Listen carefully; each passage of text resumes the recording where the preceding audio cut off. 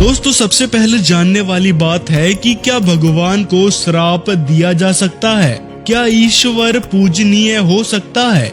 यदि एक देव यानी भगवान दूसरे देव यानी भगवान को श्राप दे, यह अजीब लगता है, लेकिन हिंदू भगवान ब्रह्मा जी के संदर्भ में यही सत्य है। वीडियो शुरू करने से पहले आपको स्पष्ट कर दें कि हमारा उद्देश्य किसी विशेष समुदाय धर्म से संबंधित भक्तों की भावनाओं को ठेस पहुंचाना नहीं है, बल्कि पवित्र सदग्रंथों से तथ्यों के आधार पर साक्ष्य पर प्रकाश डालना है, ताकि भक्तों को गुमराह नहीं किया जा सके।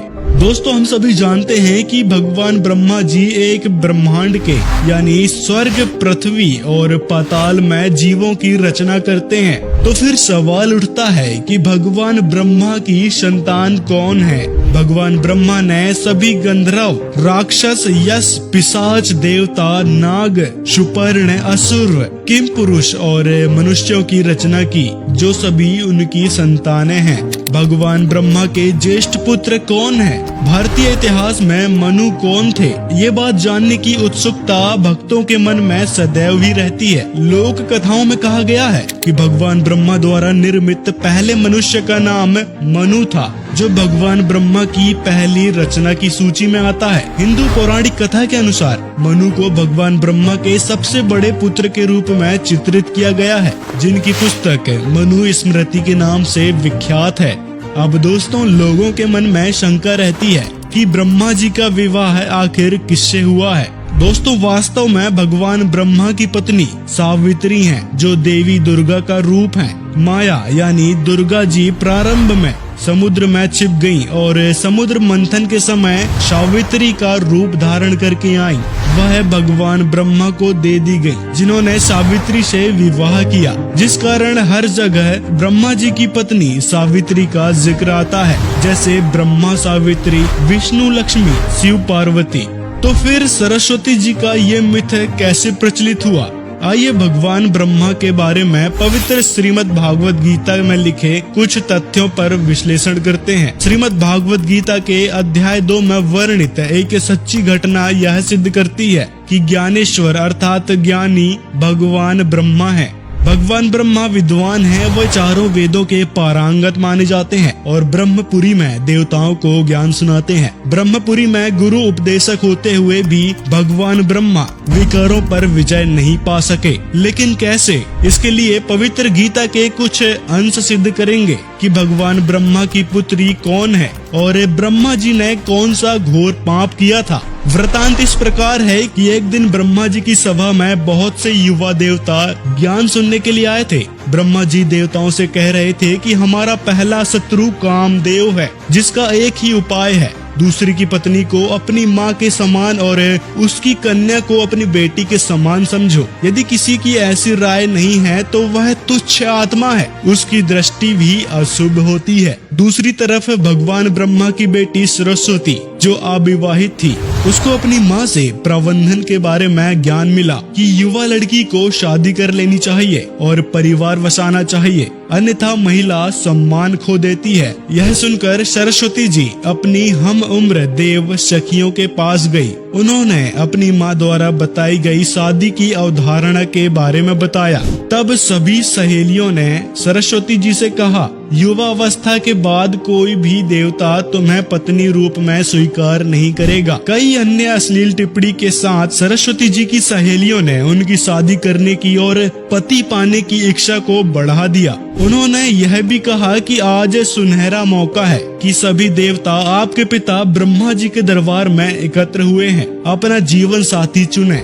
यह सुनकर सरस्वती जी ने स्वयं को भारी आभूषण पहनाया और सुंदर वस्त्र पहनकर पति पाने की इच्छा से भगवान ब्रह्मा की सभा में आ गई। वह सभी देवताओं को अद्भुत दृष्टि से देखती हुई चली। दोस्तों उस समय भगवान ब्रह्मा उसकी सुंदर युवा पुत्री को देखकर अपनी इंद्रियों से बाहर हो गए। उच्च आकर्षण ने उनमें अवैध वासनाएं जगा दी। ब्रह्मा जी ने अपनी कुर्सी यानी सिंहासन छोड़ दी और सरस्वती को अपनी बाहों में ले लिया और दुर्व्यवहार करने की कोशिश की। तुरंत भगवान शिव प्रकट हुए और उन्होंने भगवान ब्रह्मा की पिटाई की और कहा, तुम क्या कर रहे हो? इतना घोर पाप! ब्रह्मा, इस शरीर को त्याग दो, अन्यथा तुम कुत्ते की योनि में जाओगे। भगवान ब्रह्मा जल्द ही होश में आ गए और उन्होंने वहीं पर शरीर त्याग दिया।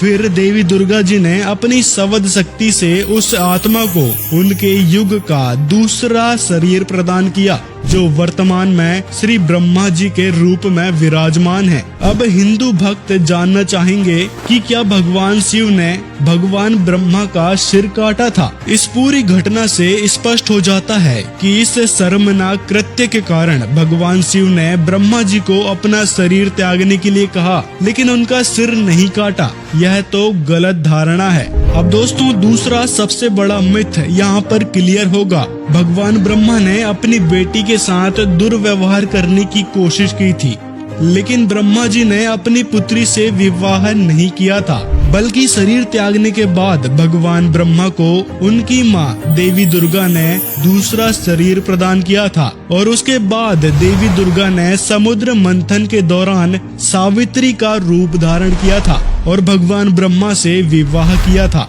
इससे ये सिद्ध होता है कि भगवान ब्रह्मा ने अपनी पुत्री से नहीं बल्कि दूसरे शरीर में स्थित सावित्री यानी जो कि देवी दुर्गा का ही रूप थी, उससे विवाह किया था।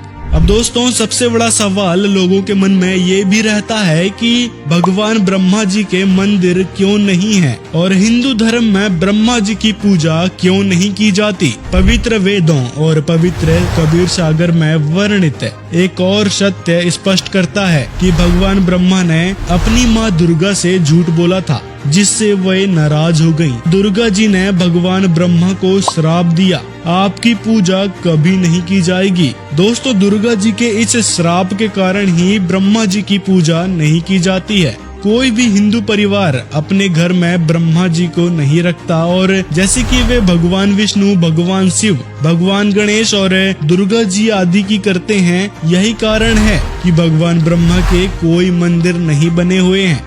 अब दोस्तों, हम बात करेंगे भगवान ब्रह्मा की आयु के विषय में। पूजनीय सर्वशक्तिमान कबीर जी की अमृत वाणी में यानी सूक्ष्म वेद में भगवान ब्रह्मा की आयु की गणना प्रदान की गई है, जिसे जानना दिलचस्प होगा। आइए जानते हैं। भगवान ब्रह्मा का एक दिन 1000 चतुर्युग और इतनी ही रात्रि की अवधि की होती है।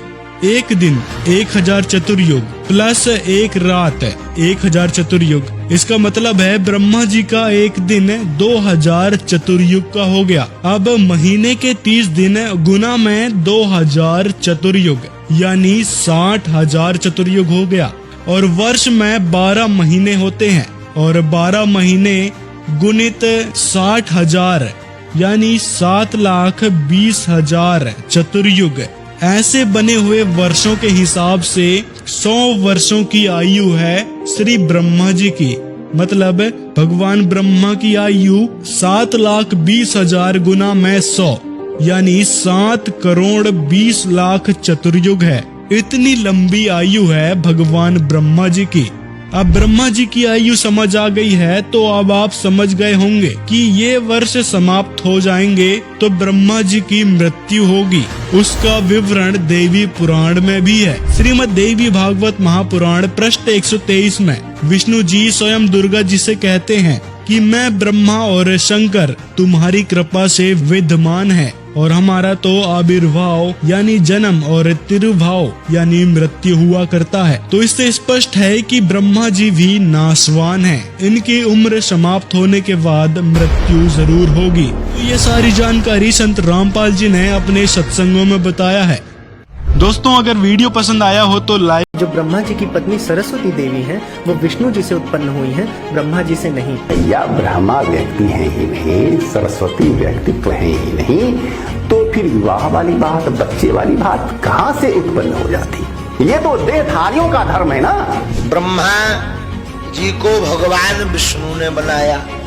सृष्टि रचते समय ब्रह्मा ने एक गलती की। वे बिना कोई शर्त रखे हर चीज बनाते गए।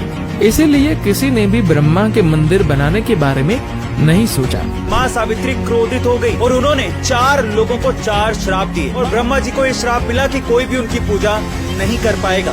ब्रह्मा जी ने कहा नारद जी से तुम शादी कर लो, तो नारद जी ने कहा आप कैसे निर्दयी पिता हैं, बेटे का कल्याण नहीं चाहते, मुझे भक्ति नहीं करने दे रहे, शादी कर लो शादी कर लो।